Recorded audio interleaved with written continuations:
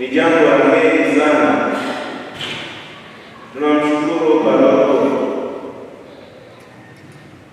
pamoja na padri zake pamoja na watawa wote na viongozi na waamini wote mliokubali jambo hili liweze kutendeka tena kwa upendo,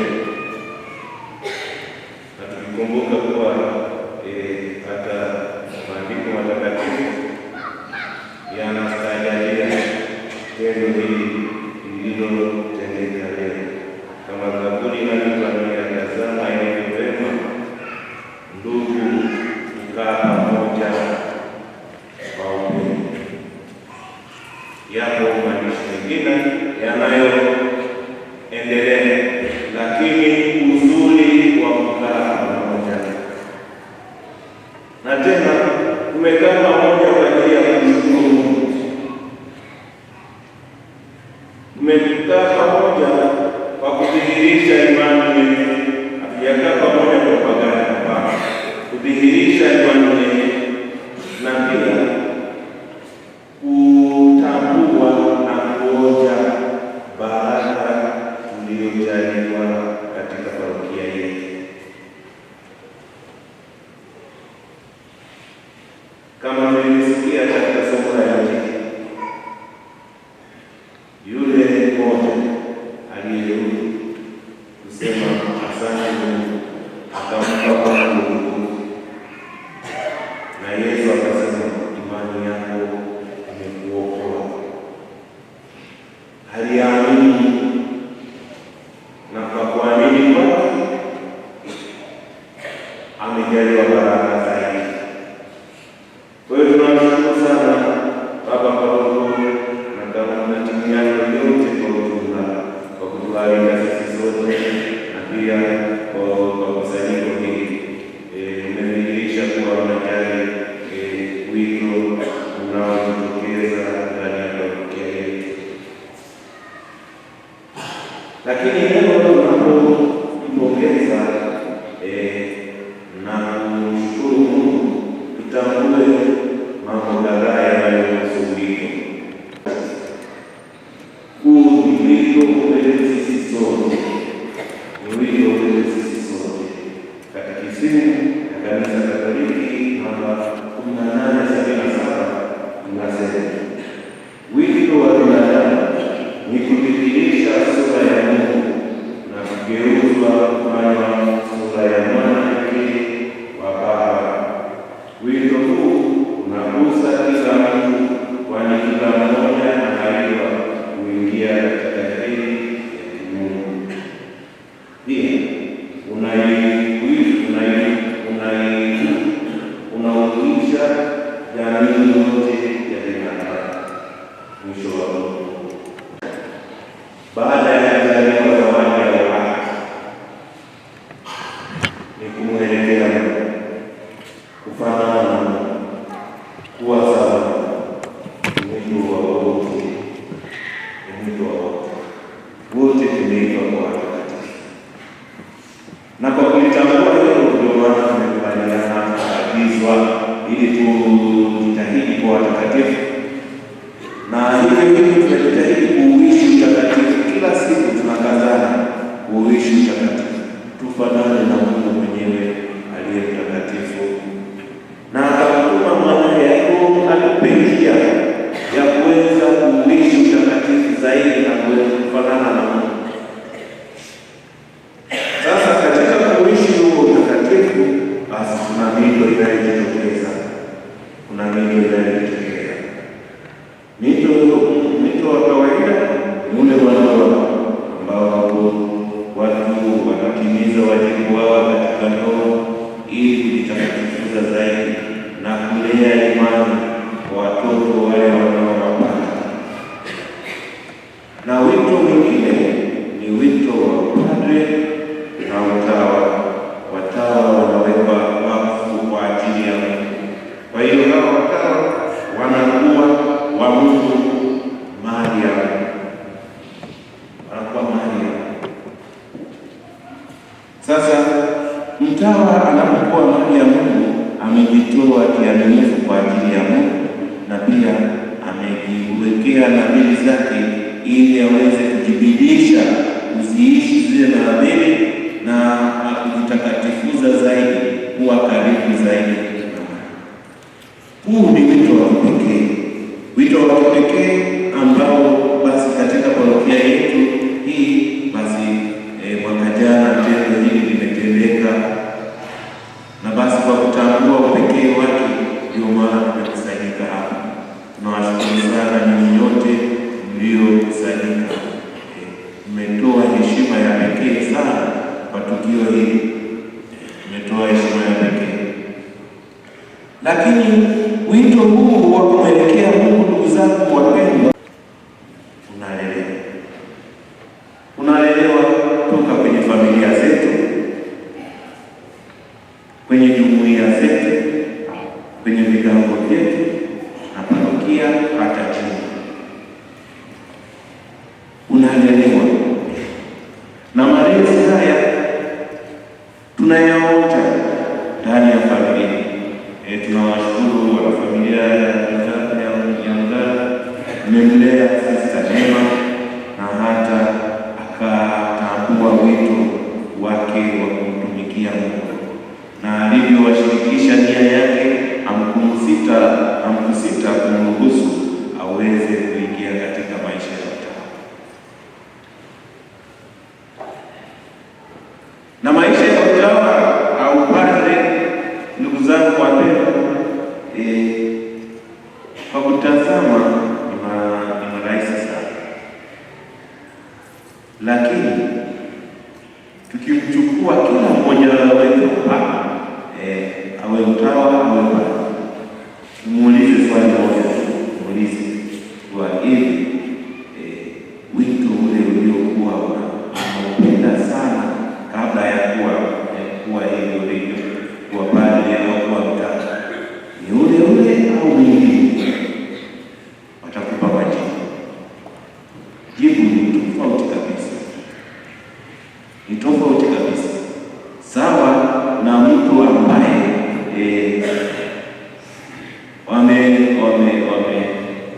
wameweka maputo mawili, moja limepamba vizuri, lakini ndani limepuliziwa hewa chafu, na jingine linaonekana baya, lakini lile ndio wamepulizia hewa nzuri.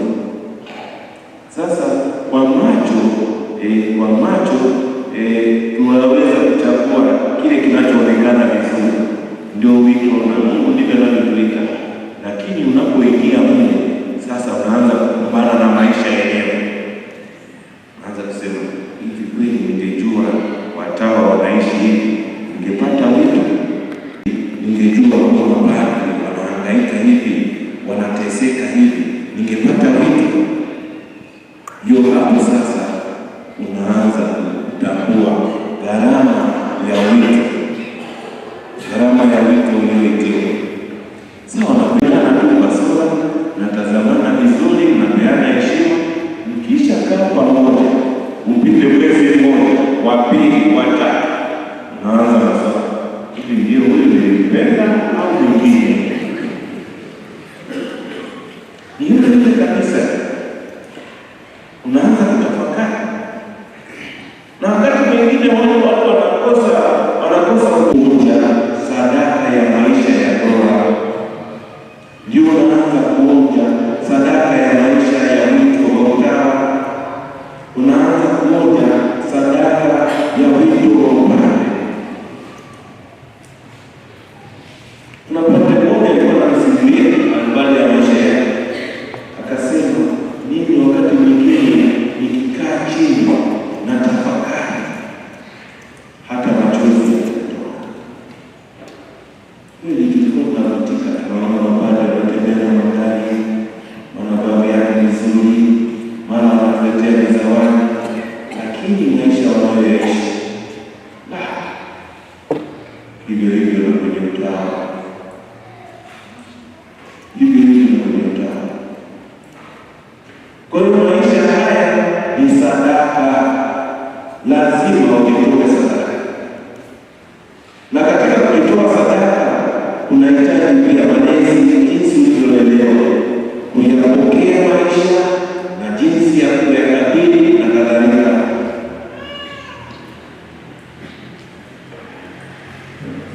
Kuyakabili na kuyaishi tunatofautiana kadiri tulivyolelewa, kuvumilia mambo mbalimbali na pia wakati mwingine jinsi tunavyotiwa moyo na ndugu wengine wanaokuwa karibu.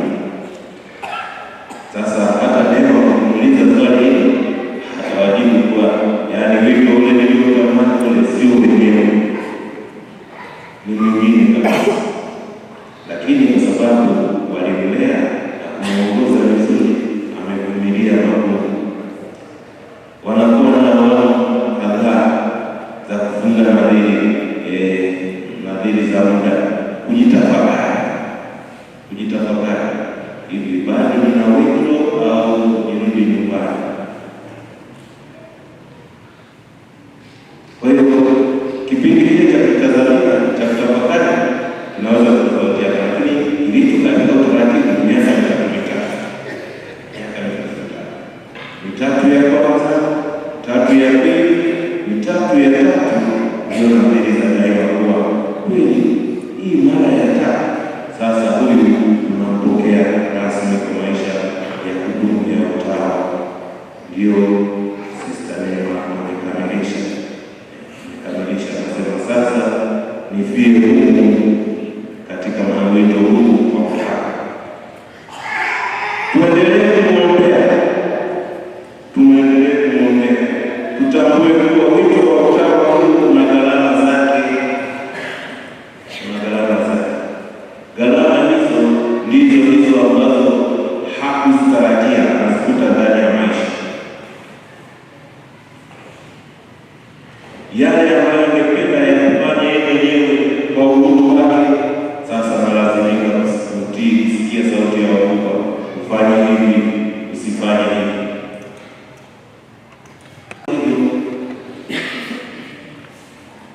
Amenyima kutopata mume wa kuishi naye, ni gharama kubwa. Ni binadamu kamilifu, takuwa na maangaiko, lakini ndio sadaka amejitoa.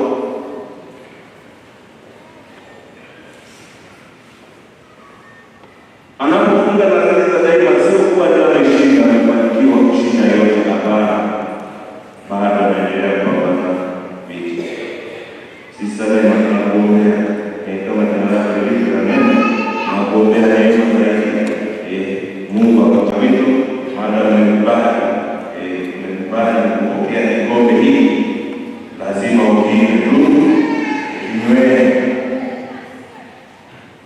ukinywe. Mahangaiko na kuzimu utakumbana nazo, mateso utayapata. Yesu alisema ni mwana wa Adamu, maana hata mahali pa kulaza kichwa chake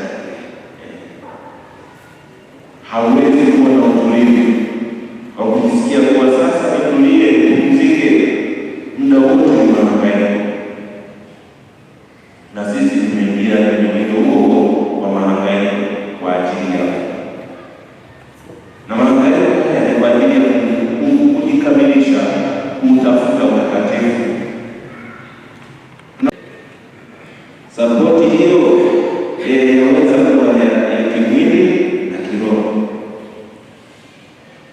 yaweza kuwa ya mali na kadhalika, kwa ajili ya kumtia moyo pambana kazana. Endelee, tumuombe. Hajafika mwisho, hajafika ukamilifu wote. Yeye ni binadamu, ni dhaifu, anaweza kukosea. Sasa tumuombe kuwa Mungu aendelee kumwangaza jinsi alivyomwangaza kupata wito, jinsi alivyomwangaza kuvumilia yote miaka 9 hiyo, basi amwangazie zaidi aweze kuvumilia mateso mengine au ghasia nyingine zinazoweza kumkuta katika wito huo. Ndugu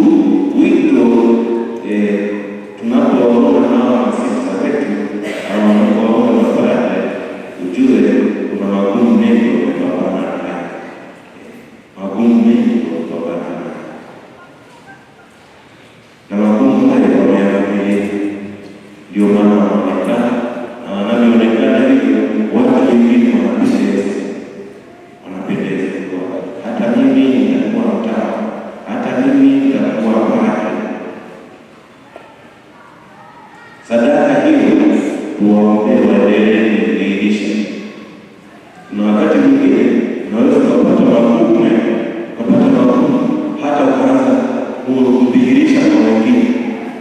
Unajua, unapodhihirisha kwa wengine umeshindwa uvumilivu, na pia ndio hapo naonyesha aibu ya kuwa umeshindwa vibaya.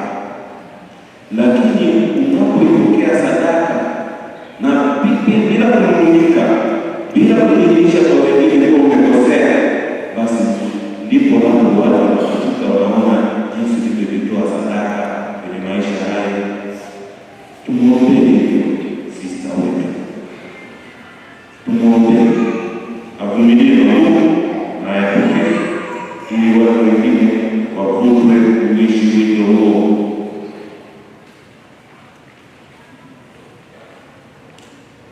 Sisi sote tunapaswa kulenga maisha yetu kumwelekea Kristo. Wote tunasukuma, wote tunapambana, tunapopambana tuombeane. Wakati tunapoanza ile misa takatifu, ile Salini Ndugu, ile ile tunapotuta makosa yetu pale mwanzo, tunapoanza kuungania Mwenyezi, tunatambuana kile nani ndugu zako, unawaona na watazama wenzako, wakuombea ili uweze kukamilisha kuishi mtakatifu. Kwa hiyo hata tumekaa tunaombeana, tumekusanyika tunaombeana, ili wote tuwe wakamilifu, uweze kufikia ukamilifu. Sasa mwaliko huu tuombeane katika maisha. Wakati mwingine tunaweza kusali sana ile, alafu tutambue kwa wenzako, huyu anahitaji msaada wangu kwa sana. Sasa ni mwaliko leo tunapotafakari juu ya wito na kumpongeza wewe mwenzetu, tutafahamu kuwa tuna wajibu wa kuwaombea watawa wetu, kuwaombea mapadre na kuombeana sisi wenyewe.